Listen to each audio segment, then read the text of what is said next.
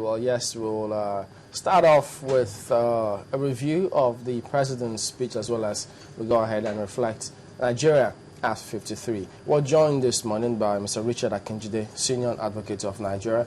He was a former Minister of Education, that was in the First Republic, also Minister of Justice and Attorney General in the Second Republic. He's an elder statesman. Morning, and thank you for coming this morning, sir. Good morning. Well, interestingly, the president did say, yes, we have every reason to celebrate, but he said he couldn't hide from the reality that people are divided. And it wasn't a time to score a political points. But looking at reflecting on our history, 53 years on, how well would you say we've come or done? Very good, very bad, and then you have the average. Oh, okay. I entered Parliament before independence, and I was also in Parliament at the time of independence, and also in Parliament post-independence. Oh. So I saw it before, I saw it at the critical time, and I saw it thereafter. And Nigeria is a very great nation.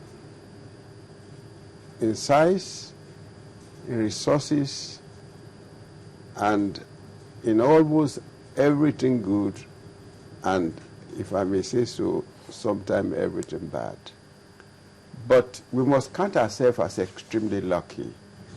We are the greatest nation in the whole of Africa. Don't make any mistake about that. People tend to look at the bad part and forget the good part. Look at our resources, the enormous oil and gas. And don't forget, what we get from oil and gas is not just oil and gas. We also get about 6 or 7 other products from oil and gas, which many people don't know. And also the enormous cocoa we have, the granules, palm kernel, and many, many other things. And above that, we have very brilliant Nigerians, Great Britain.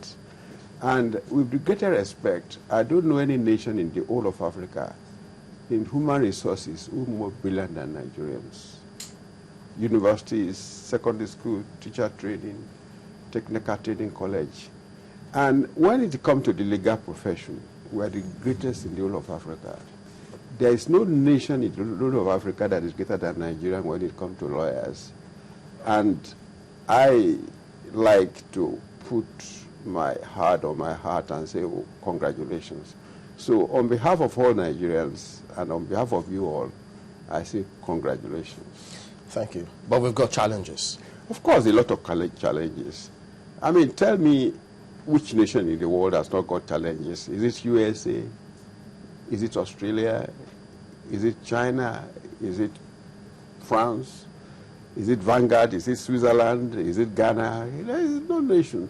There must be up and down all the time. In my life, I had a lot of up and down. And maybe in your life, you had up and down. They must come and they must go. But they say ours is such that it shouldn't be the way they are. Sometimes we think we brought it upon ourselves, and not challenges that come necessarily to take us to the next developmental stage. We go through this on a regular basis, and we never seem to learn from history. Life is a combination of the good and the bad. I accept what you said. Didn't America have their war, civil war? Didn't you have the great statesman who handled the civil war modeled in the theater? But have we learned from our own civil war? We are learning, and we still learn more. But I accept there are a lot of things we have done we should not have done. But at the same time, we've got great men like Balewa, like Shagari, like Obasanjo, and the present president, and other leaders we had.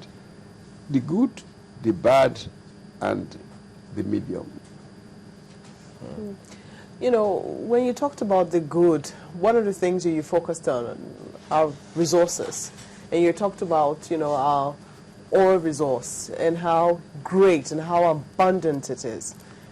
A host of people might not agree because, in terms of development now, when people are talking, they tend to talk about the resource curse instead of a blessing. And how we've managed ours over the years has not really brought much to us as a people. Would you agree with them? I agree with you 50% and disagree with you 50%. Don't forget the evolution of this country. In the year 1882 to 1884, you had the Berlin Conference, at which we were never present, and at which the European powers, and of course America too was present, and other great power present, they sat down and divided Nigeria into states. We didn't take part in that evolution. And in what mathematics did you put the Igbos with the Hausas in one state? In what arithmetic did you put the Yorubas and the Ijos in one state?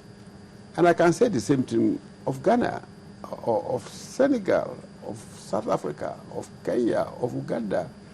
Nigeria is a state in the world which was created without the consent of the people, whether male or female, whether young or old. In fact, in the old nations of the world, Nigeria is possibly that nation created without the consent of the people. But it has come. It has to stay, and we cannot demolish it. Whether it is good or bad, we must make the best of it. I love it, and I've been a beneficiary of the evolution of Nigeria. It educated me, and it has made me what it has made me.